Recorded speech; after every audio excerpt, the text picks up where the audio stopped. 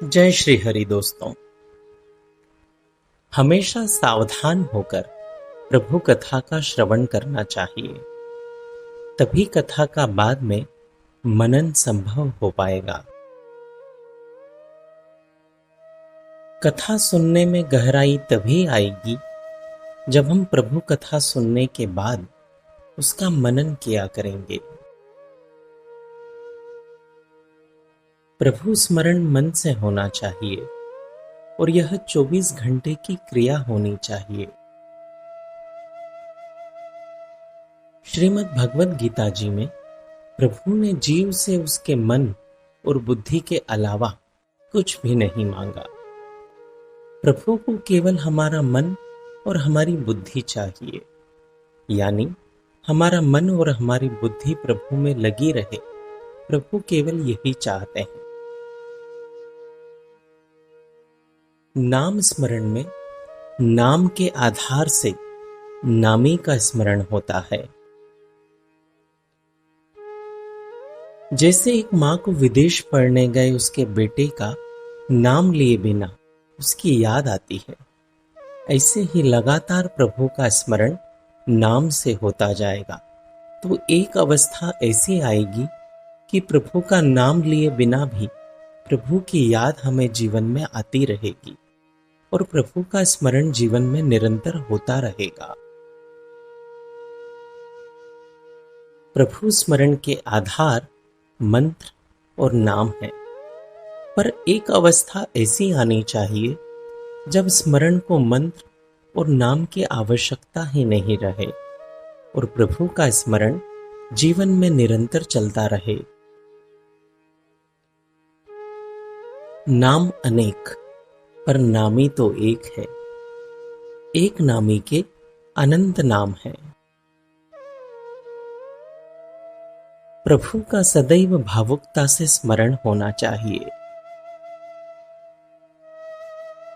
स्मरण भक्ति का सही अर्थ है कि नाम लिए बिना भी प्रभु स्मरण हो जाए।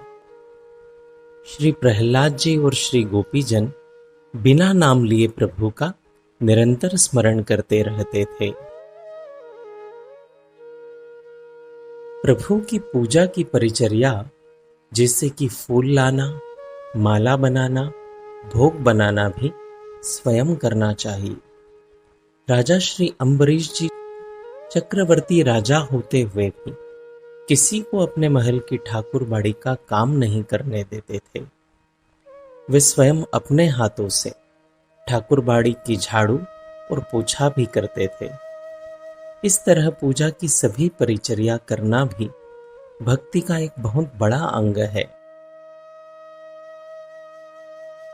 परिचर्या भक्ति का एक श्रेष्ठ अंग है, क्योंकि इसमें अहंकार घटता है और अंत में खत्म हो जाता है।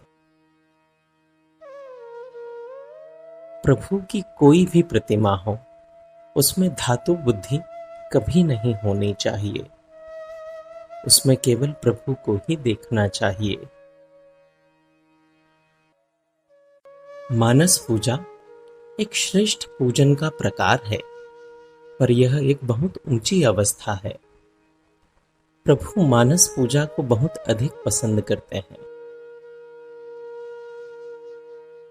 हम शरीर से जो पूजा करते हैं उसकी श्रेष्ठतम भावना मन से करना, यही मानस पूजा का सही अर्थ है। मैंने प्रभु को स्वर्ण से बने और रत्नों से जड़े सिंहासन पर विराजमान किया है। अब मैं भगवती गंगा माता के श्री गंगोत्री से स्वर्ण कलश में लाए अमृत तुल्य जल से प्रभु की पूजा कर रहा हूं और प्रभु का कोमल रेशम के वस्त्रों से श्रृंगार कर रहा हूं और 56 भोग का स्वयं शुद्ध भोग बनाकर प्रभु को अर्पित कर रहा हूं।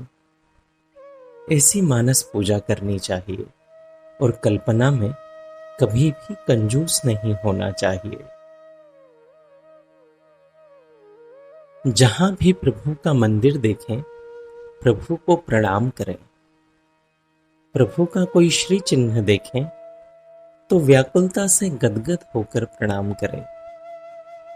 श्री अक्रूर जी ने जैसे ही श्री गोकुल जी को देखा, दंडवत प्रणाम करके भूमि पर लौटने लगे। भक्ति में लज्जा का त्याग करना पड़ता है।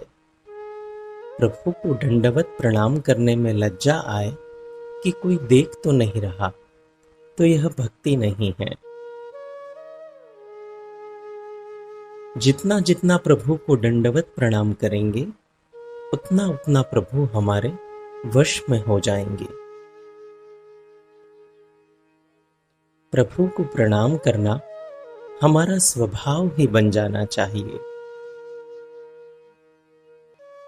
अगर आप नित्य अपने मोबाइल पर भक्ति संबंधित विचारों को पढ़ना चाहते हैं, तो स्क्रीन पर दिखाए जा रहे नंबर पर श्री हरि लिखकर हमें व्हाट्सएप कर दीजिए।